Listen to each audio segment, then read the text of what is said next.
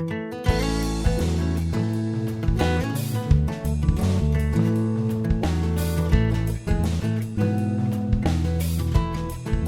everyone, it's Aunt Fernita, and we're studying Lesson 2, A Night to Remember.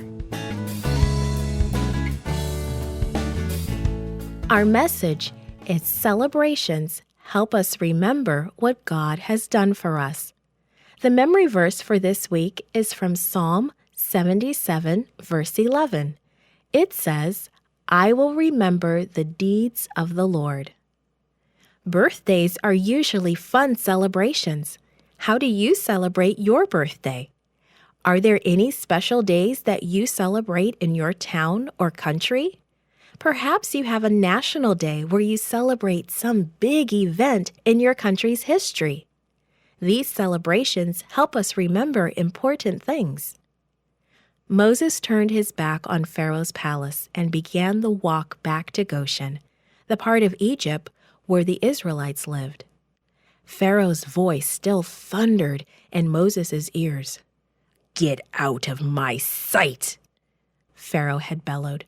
"I never want to see you again!" Moses knew that the time had finally come.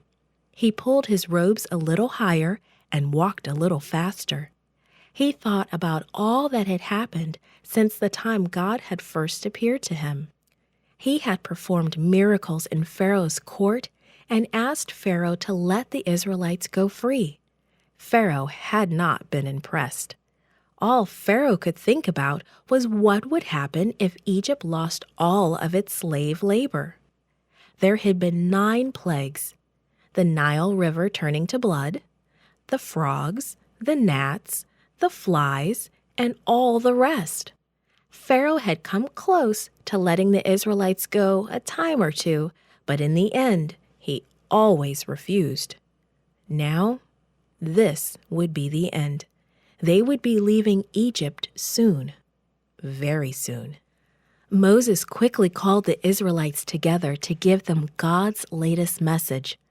"Listen," said Moses, "and follow these directions very carefully. Each family must select a perfect lamb, a 1-year-old male. 4 days from now, at twilight, the father in each family is to sacrifice the lamb and save some of its blood. Each father is to dip a hyssop branch into the blood and use the branch to put some of the blood on the sides and top of the door frame of his house.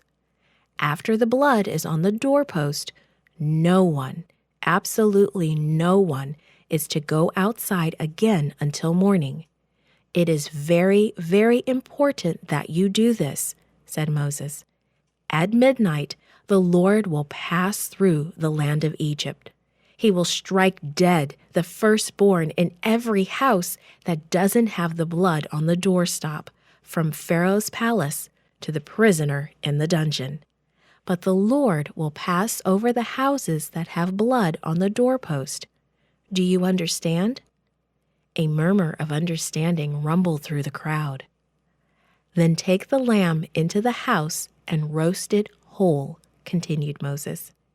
"Eat it with bitter herbs and bread made without yeast. If anything is left over, burn it in the fire.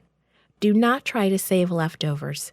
If your family is too small to eat a whole lamb, get together with a neighbor and share it. But both of you must put blood over your door frames." Again, the crowd murmured its understanding. "There's one more thing," instructed Moses. "Eat standing up, with your coat and your shoes on and your staff in your hand. Eat quickly. It will be the last meal you eat in Egypt. The Lord will set us free." Moses watched as the families headed home to select a lamb for the meal. "This is the first Passover," Moses thought. "We will celebrate what God is about to do for us, but we will celebrate the Passover again next year, and then we will be celebrating what God has done for us. We will be free.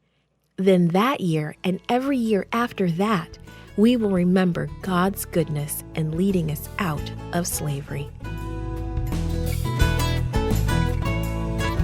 This podcast is read by Franita Buddy for Gracelink.net. Created and produced by Falvo Fowler. Post-produced by Faith Toe at Studio El Piso. The theme music is by Clayton Kinney. Animation and artwork by Giogo Godoy. The audio engineer was Karel Holness. For more information, please visit Gracelink.net.